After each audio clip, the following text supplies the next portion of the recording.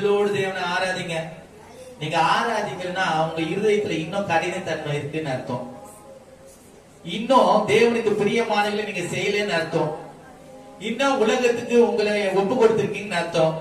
பிசாசுக்கு இடம் கொடுத்திருக்கீங்கன்னு அர்த்தம். உலகம் உங்களுக்குள்ள வந்துச்சுன்னா தேவ ஆவியானவர் உங்களுக்குள்ள இருக்க மாட்டார்.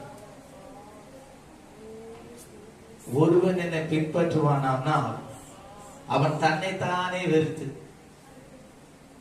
தன் சிலுவை எடுத்துக்கொண்டு வருவேன். தன் சிலுவைனா நீங்க என்ன நினைச்சுப்பீங்க? ஐயோ என்னுடைய பாடு, என்னுடைய கண்ணீர், என்னுடைய துக்கம், என்னுடைய வியாதி. No no no. ஆண்டவருக்காக இந்த பூமியில நீ எடுக்கிற எல்லா பிரயாசத்துல வருகிற வேதனைகள், சோதனைகள், நிந்தைகள், அவமானங்கள், அதிகம் உன் கணவனால வரலாம், சகோதரனால வரலாம், மனைவியால வரலாம், ரீமா நாதா ரபா நிந்தையான பேச்சுகள் எல்லாவற்றையும் சகித்தவன் தான் தேவனை பின்பற்ற முடியும். அப்படி சகிக்காதவன் அவருக்கு சிஷ்யனா இருக்க மாட்டான். அவர் பின் செல்ல முடியாது.